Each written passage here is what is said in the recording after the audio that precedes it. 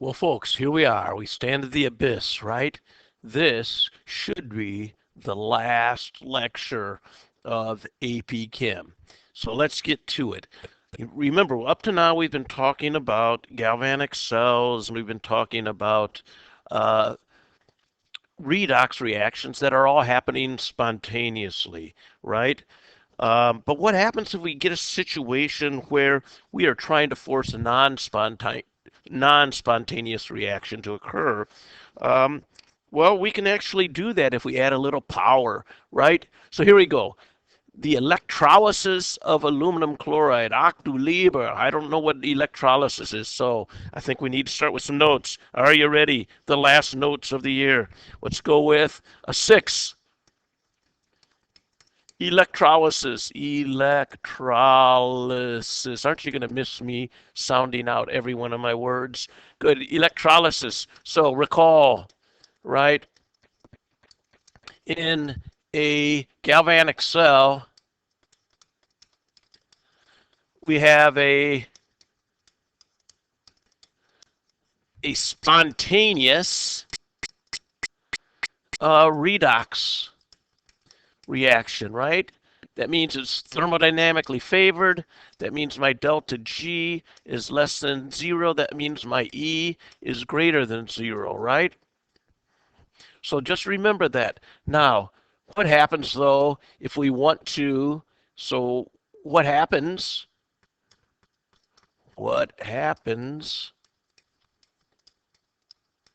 if we make a non-spontaneous reaction occur by doing work on it? Well, if we do work on a non-spontaneous system, then we can make it happen, right? And one example of this is electrolysis. Electrolysis, right? In this case, we are we supply power, right, through an external circuit,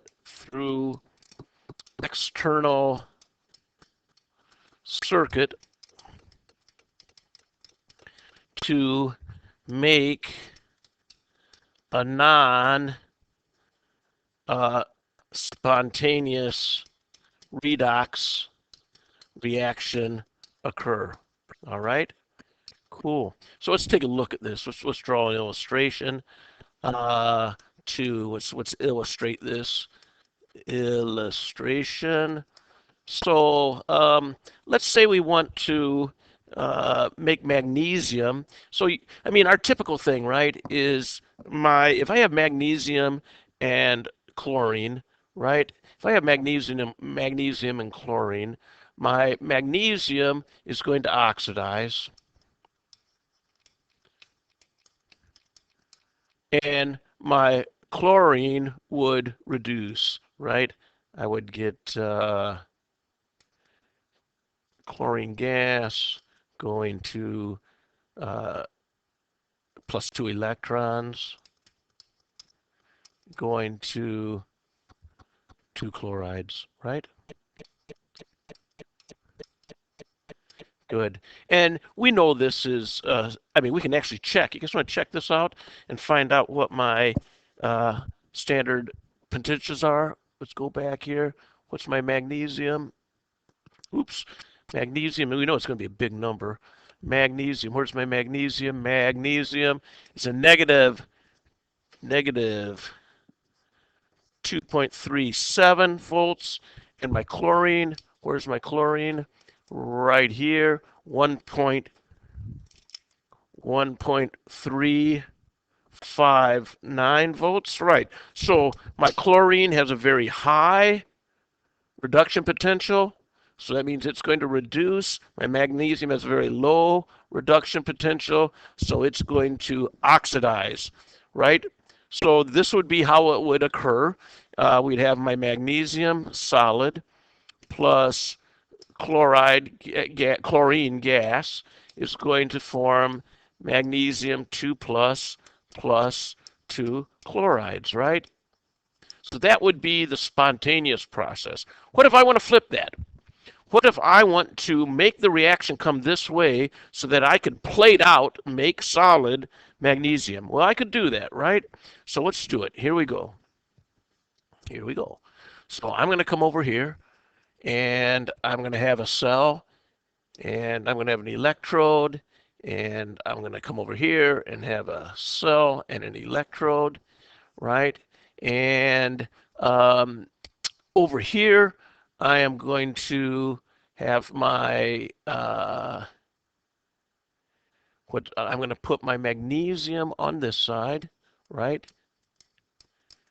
And chlorine. Oh, in fact, I can just do this in one cell, can't I? In fact, that's exactly what I would do.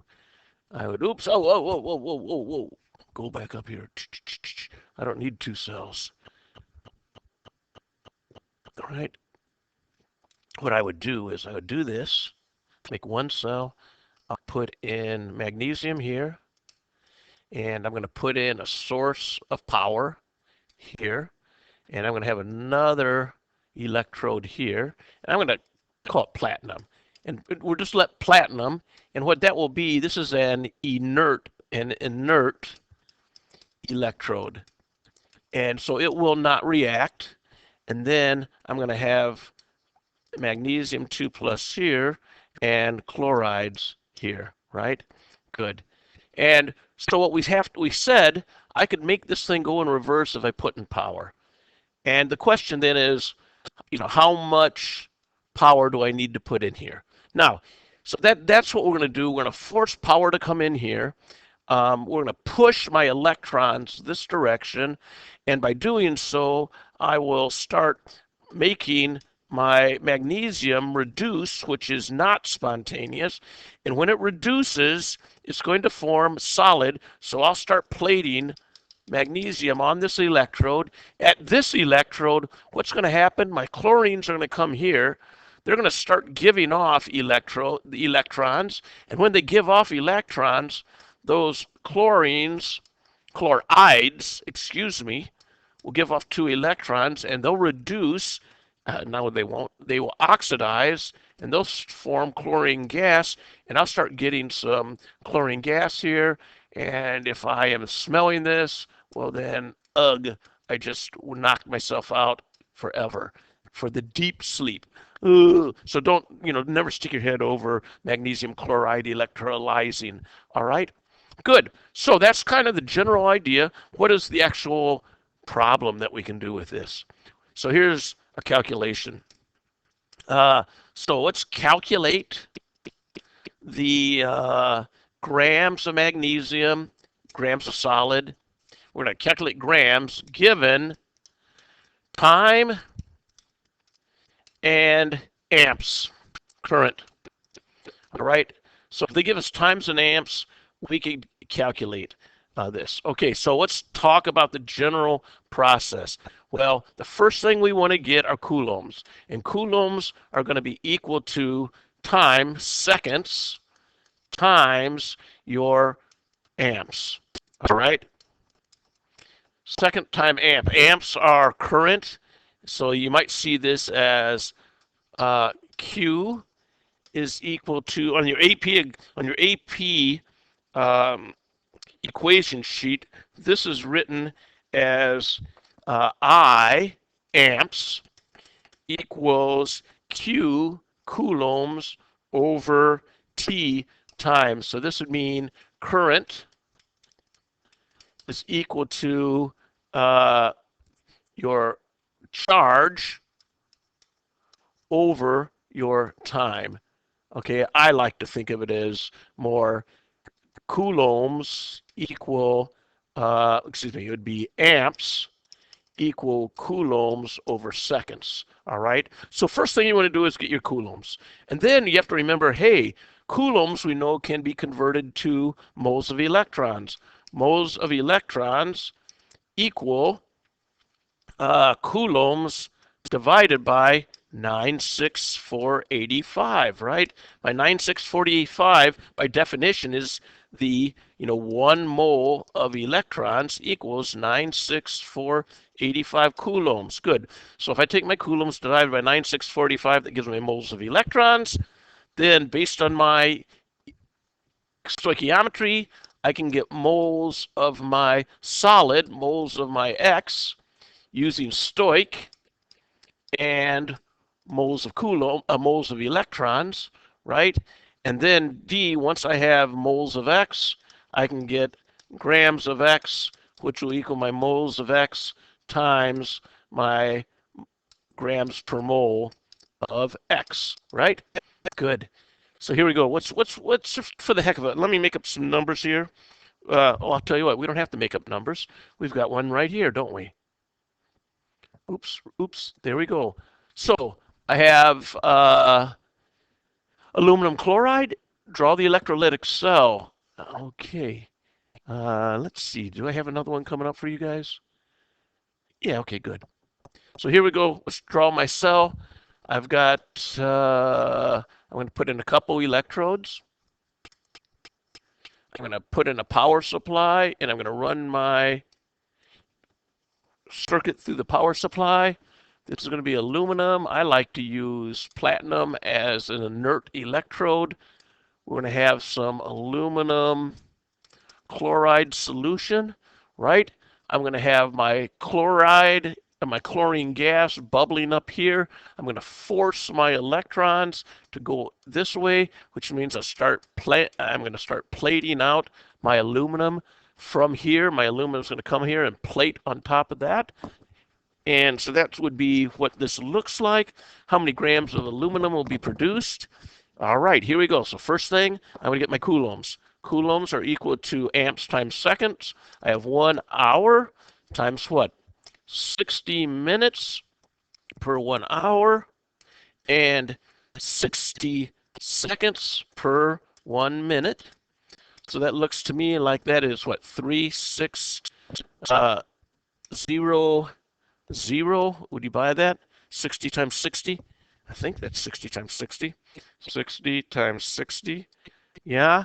So that would be my, oops, sorry, I got to stop. I have to add another thing here, don't I? So this is just my time, my seconds, and I have to multiply my seconds times my amps, 10.0 amps. So these are seconds times amps. So here we go.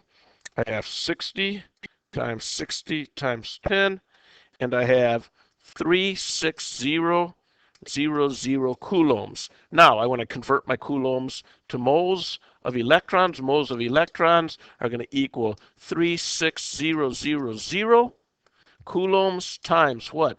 1 mole of electrons per 96485 coulombs. So divide this by 96485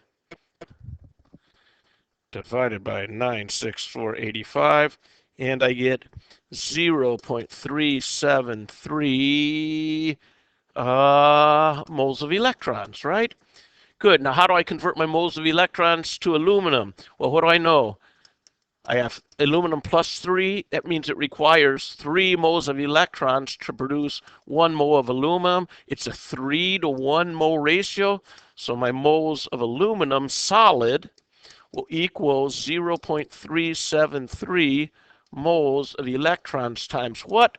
1 mole of aluminum solid over 3 moles of electrons. So I'm going to divide that by 3, divided by 3, and I get 0.124 moles of aluminum. So then I want to get grams of aluminum.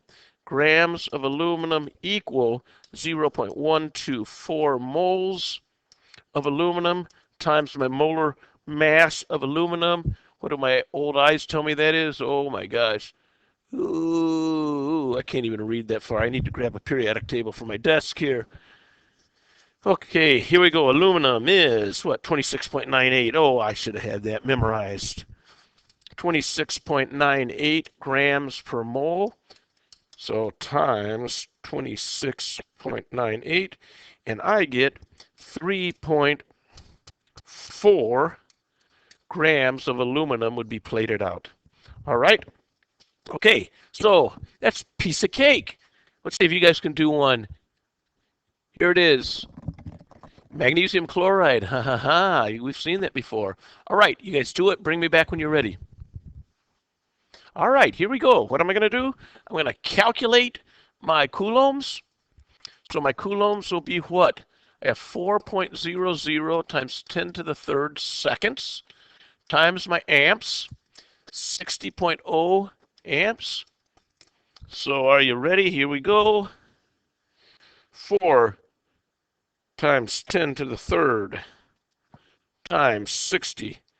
And I get 240,000 coulombs. Now I want to get moles of electrons, which will be equal to 240,000 times 1 mole of electrons. It's a C there, isn't it? 1 mole of electrons per 96485 coulombs. So divided that by 96485 divided by 96485. And what do I get? I get a 2.487 moles of electrons. What's my relationship between magnesium? Magnesium 2 plus 2 electrons. Looks like it's a 2 to 1, right?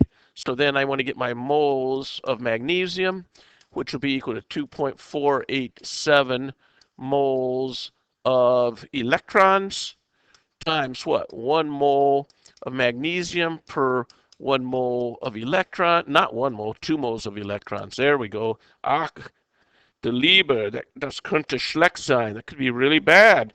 How about 1.24? 1.24 moles of magnesium. I'm going to multiply that by the molar mass of magnesium, which is what, 24 point something, 24.3.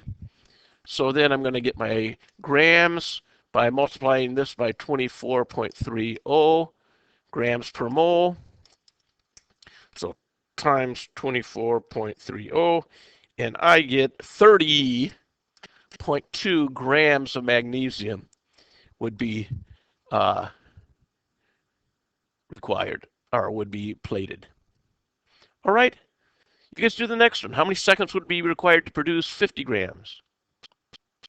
Okay, here we go. We're working in reverse.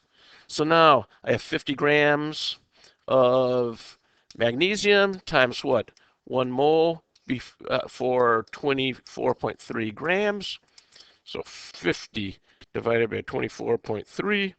And what do I get? I get 2.057 moles of magnesium. And then what's my relationship? I have 2 moles of electrons per 1 mole of magnesium, right? So times 2. And that gives me 4.11 moles of electrons. And then I'm going to multiply that by 96485 coulombs per mole of electrons. So times 96485. And what do I get? I get 397,057 coulombs, which will be equal to amps times seconds. They say that my amps are, I'm trying to figure out where am I? My amps are 100, so I'm going to divide this by 100, and I get 3970 seconds are required. Okay, cool. One last thing. I don't know how deeply I want to go into this, but kilowatt hours. Let's talk just a second here about work. Okay, so A, B, C, C. Okay, let's go with big D. And big D is, let's talk about electric work. Electrical work. This is not on the AP exam, but for some reason I like to teach it. Remember, we said that delta G was really what? The max available work, max useful work which can be done by a process on a system, by a process on the surrounding. And so we can think of the opposite of that if we're doing work uh, in an electrolytic cell, right? And so, so we could rewrite this as what? That delta G is equal to negative NFE. So we can drop the delta G for max work. So work max done by a system is going to be equal to negative NFE. That's the work done. Now this would be by a system. This would be by a system spontaneously on surroundings, right? Good, but what if we looked at the reverse of that? What about in electrolysis? In electrolysis. Yeah, in electrolysis, now we're looking at where my E cell is less than 0, so it is not spontaneous. And so that would cause our delta, that would cause our sign to change. So the work done in my electrolytic cell on the cell would just be equal to NFE. So I wanted to calculate the work done, then I could go NFE, where my E is my external power supply.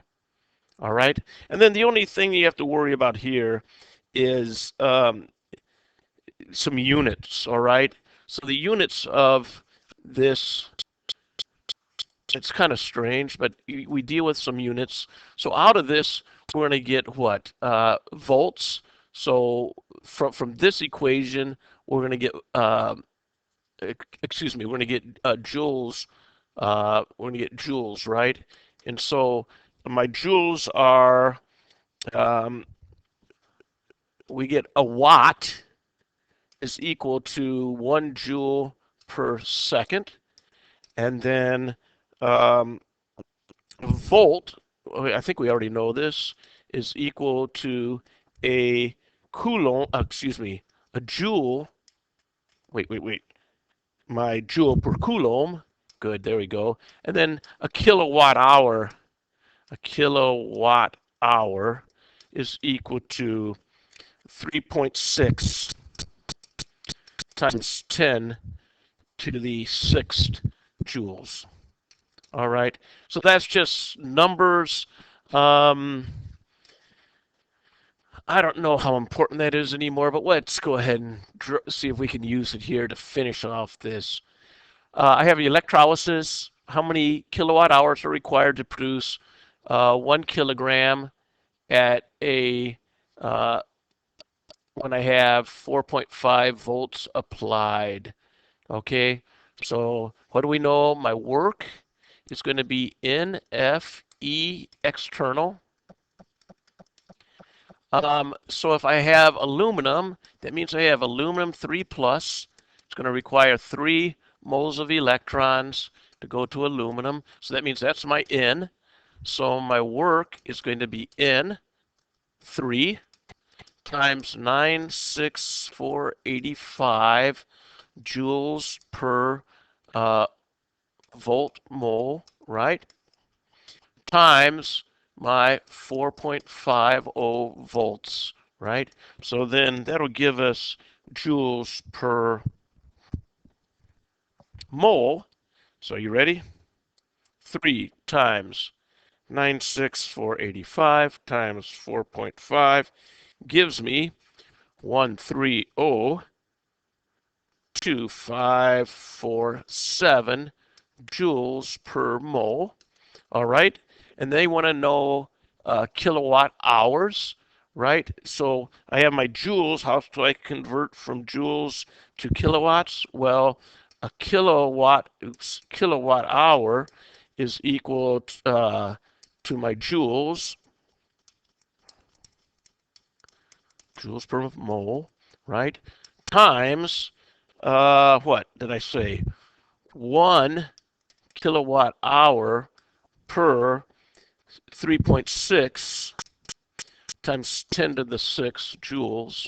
All right, so let's divide this by 3.6 times 10 to the 6th, and that would give me 0.361 kilowatt hours per mole. But they don't want a mole, they want what? 1,000 kilograms. So how many moles of aluminum do I have here? Well, I have 1.0 times 10 to the third kilograms. So that is equal to 1.0 times 10 to the 6 grams times what? 1 mole per my aluminum is 26.98 divided by 26.98, 26.98. Yeeks. So 1 times 10 to the 6th divided by 26.98, and I get 37064 moles of aluminum. Now I can multiply that times my kilowatt hours, right? Times 0.361. And what do I get? I get 13. How many sig figs do I get out of this? 2. I get 1,300 kilowatt hours. Ooh, hope I never have to do a question like that. But that would be the last problem in the last lecture, in the last unit of AP Chem. And given the coronavirus, maybe the last AP Chem class ever. All right. Don't worry, really. We'll fight through this coronavirus like everything else. We will just keep pedaling. Yep, everybody, just keep pedaling out there. We will manage. All right. See ya. Bye.